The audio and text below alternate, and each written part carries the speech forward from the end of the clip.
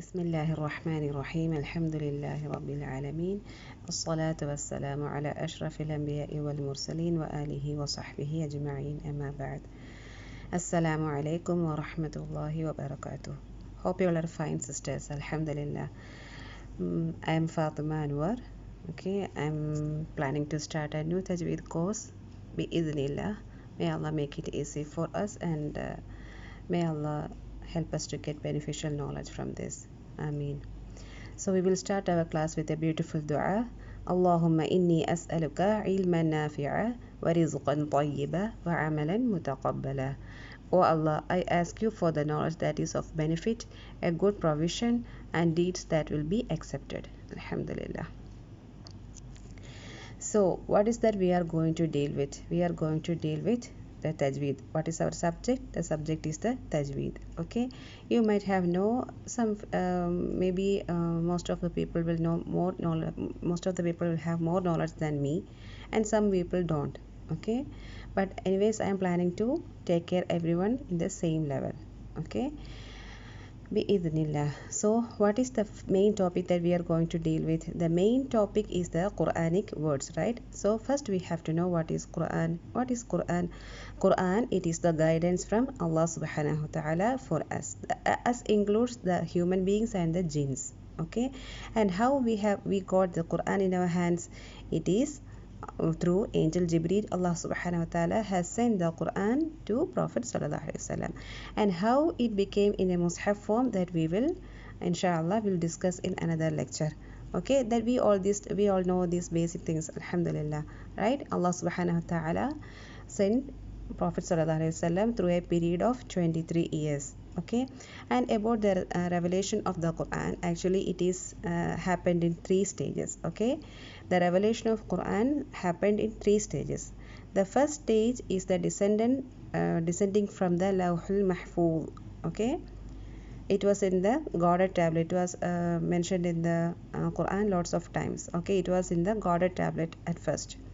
The first, it has descended from Lawhul Mahfuz. Okay, and the second stage is from the Lawhul Mahfuz to the lowest heaven, Baitul Izzah. This happened at the night of the Laylatul Qadr. Okay, and we all know about the basic things, right?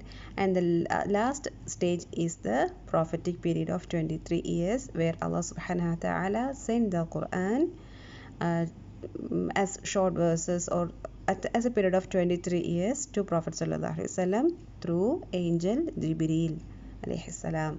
Okay, so these are the 3 stages of Quranic the descendants or revelation. Okay, like that. So what was it Allah first commanded us to do? Okay, the first command was to read. Okay, what was the first ayah which was revealed? Iqra. Iqra bismi rabbika alladhi khalaq. Okay, recite in the name of your Lord who created. So that means Allah has asked us to read Quran. And how we will do this? That is also explained in a few surahs later. Okay, in Suratul Muzammil. Okay, it is in Juz Tabarak, Suratul Muzammil. In 4th ayah, it is explaining that أَوْزِدْ عَلَيْهِ وَرَتِّلِ الْقُرْآنَ تَرْتِيلًا. Okay, وَرَتِّلِ الْقُرْآنَ تَرْتِيلًا, and recite the Quran in slowly and distinct manner. In slow and distinct manner. Okay, so Allah is explaining here how to read Quran also. First He has explained read, and then He is saying how to read. Okay, so what is this the explanation of tartila? He has explained that tartila, or you read Quran as tartil way. What is tartil way? Sahaba has asked Ali radiallahu anhu about the explanation of this word. What did he explain? He explained that tartila means betterment of the letters and the knowledge of stops. Okay, betterment of letters and the knowledge of stops. What is it? How can we modify or beautify the letters? Okay, that is what we are going to study in this session, inshallah. Okay, and what is the other next part? He said knowledge of stops. What does it mean by the knowledge of stops? We will just go through the Arabic terms first. Okay, the betterment of letters, it is called tajweedul huruf. Tajweed yani betterment. Al huruf means letters. Wa ma'rifa is knowledge. Al wuquf stops. Okay, what does it mean by the stop here? For example, if I am reading إِنَّا أَنذَرْنَاكُمْ عَذَابًا قَرِيبًا يَوْمَ يَنظُرُ الْمَرْءُ مَا قَدَّمَتْ يَدَاهُ. Because of the less breath, what did I do? I stopped in between. But I don't know if I did it properly or not. Why? Because I am a non-Arab. Okay, I don't know the meaning of the ayah. But it will be easy for the Arabs, right? So the knowledge of stops, but where we can stop, we must stop in a way that the meaning is complete. Okay, and we have to start in a way that it should be a meaningful ayah again, meaningful, not ayah, meaningful part again. Okay, so it is also as important as tajweed. Okay, the most the cases that is happening going on now is that we almost concentrate on the tajweed only. What about the waqf, the knowledge of waqf? That also we have to study. Okay, bi'idhnillah. So here it is now we can understand that these two parts are equally important for the proper recitation of the Quran. Which are the two things? The knowledge of waqf and the betterment of the letters. That means tajweed. Okay, now we will deal with different sciences that have derived from the Quran. Okay, the Quran, it is a knowledge, it is a guidance for given to us by Allah subhanahu wa ta'ala, and lots of sciences have derived from the Quran itself. Okay, can you guess some of that? I will say there are mainly four sciences that is mainly derived from the Quran. Which are they? Ilmul riwaya, ilmul kitabiyya, ilmul ma'ani, ilmul saniya, sawtiyya. What is ilmul riwaya? Ilmul riwaya, it is a first it is an important it is one of the, what do I say, the sciences that has derived from the Quran. Okay, and this riwaya includes the qira'ah. Okay, in this riwaya, ilmul riwaya, we are studying the qira'ah. You know what is qira'ah? You might know that what the qira'ah that we are following, that normally, okay, now almost 90% in the world population is following the Hafs and Asim. Okay, but it is only one among the 10 qira'ah. There are 9 qira'ah, it is left. Okay, may Allah bless us to study all this. Okay, so this the qira'ah that is dealing with the recitation of the Quran, it is coming in the riwaya, ilmul riwaya. And what is ilmul kitabiyya? Ilmul kitabiyya includes ilmul rasamul mushaf, ilmul dabt wal nutuq. Yani ilmul rasmul mushaf, yani the script in the Quran. Okay, we all know that the writing of the Quran, it is not as same as that the normal Arabic literature is going, right? But it is different. What makes it different? Because we are using the spoken language for the Quranic literature. The Quran is written in the way of spoken alphabet. Inshallah, that I will explain in the next class, inshallah, more in detail. Okay, now you please listen. Like the ilmul kitabiyya, it is including the ilmul rasmul mushaf, the script of the Quran. Okay, and what the third is ilmul ma'ani, where the tafsir, the balagha, the explanation of the Quran is going on. Okay, and the last one is the ilmul saniya sawtiya, the sawt yani the sound. Okay, the ilmul saniya sawtiya is that what we need now. Okay, why? Because in saniya sawtiya is ilmul tajweed, ilmul sarf, ilmul nahv, ilmul waqf wal ibtida, all are including. Okay, ilmul tajweed, what is ilmul tajweed? That we will keep aside for now. Okay, what is ilmul sarf? Ilmul sarf is the morphology. What is morphology? We know that every word in the Quran, it is developed from 3 letter or 4 letter or 5 letter root letter words. There are, for example, if the word is yaf'al or taf'al, yaf'aluna, okay, all this group of words are derived from only 3 root letters, which are the words fa, ain, lam. Okay, all these words well, is developed from these three letters. So these three letters are called its root letters. Okay, so all these kinds of things are coming under the ilmul sarf. And what is ilmul nahw? It is the nahw, yani the ending signs, ending harakas of the words in the Quran. Okay, it plays an important role in explaining the meaning or the grammatic structure. Okay, so the such kind of studies are coming under ilmul nahw. For example, kitabun, kitabin, okay, kitaban, mu'minun, mu'minin. Okay, all these are coming under ilmul nahw. Okay, why it is happening like that, why the haraka has changed. Okay, and the last one is ilmul waqf wal ibtida, that we have explained earlier. It is also as it is also as equal important as ilmul tajweed. Okay, now we will go to ilmul tajweed. What is ilmul tajweed? So we have already know that ilmul tajweed is a science derived from Quran. Okay, what kind of science is that? It is the science of sound. Okay, science of sound. What will it do? It allows the betterment of pronunciation of letters. Which letters? Arabic letters. Okay, we are going to deal with the Arabic letters.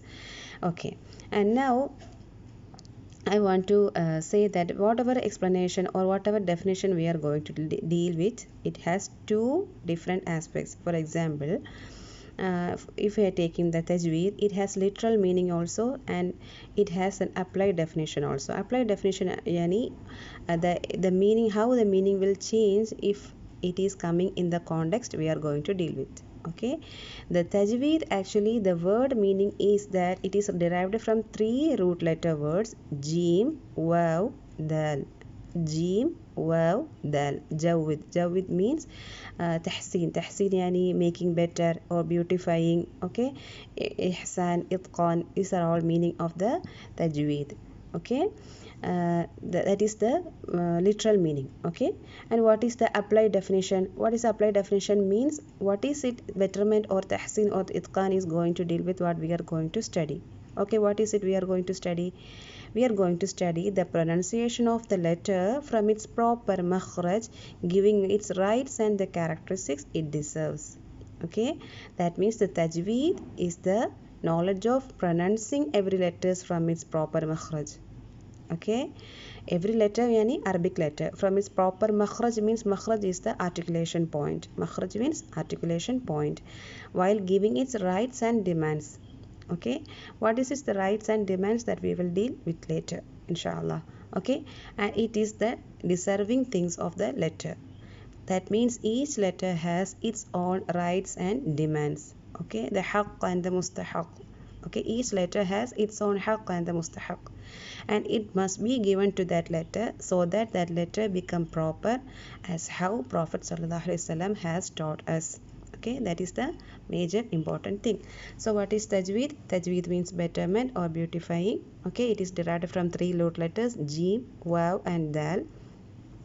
What is the applied definition?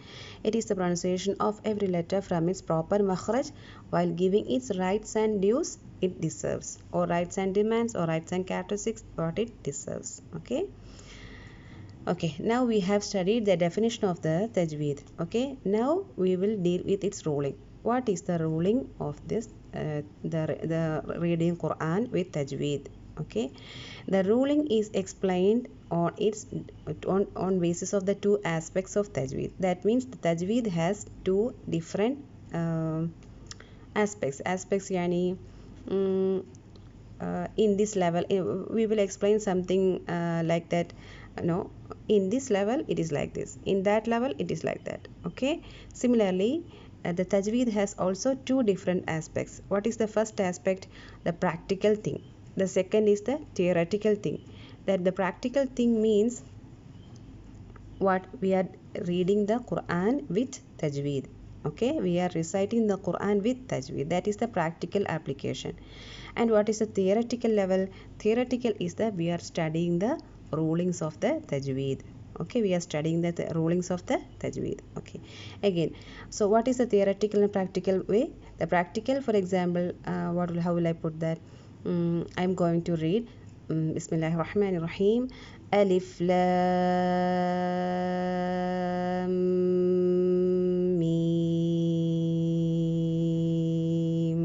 Okay, This is what I did. I don't know what is lam, I don't know what is meme, okay, I don't know anything. I just read how I heard from the qari or the teacher that I'm studying, like that, okay.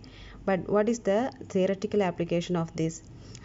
Alif, okay, I know that the alif is a letter, I know it's makhraj, everything, okay. And what is the lam? I know it's makhraj, I know it's sifa means the characteristics of the letter, okay. I know that I have to extend the lam for 6 counts since it is a huruf al muqatta'a, okay. And then I will go for the 2 count gunna in between, the first level gunna I have to give for 2 counts the meme mushaddad, and then again I have to go for the meme 6 count with the huruf al muqatta'a, okay. I know the every theoretical aspects of that tajweed, that word or that term alif lam mim, okay. This is the theoretical aspect, okay. And what is the practical? That is what I am applying in the letter. So the ruling is based on these 2 aspects of tajweed. So the practical tajweed is also called as in Arabic it is called as tajweed amali. The amal means the action, right? So the action that we are doing while reciting Quran, okay, with tajweed or without tajweed. If we are doing with tajweed, alhamdulillah, it is fine. But what if we are not reciting the Quran without tajweed? Then the ruling is haram. Why? Because the practical tajweed, the application of tajweed in reciting Quran is fardu ain. What is fardu ain?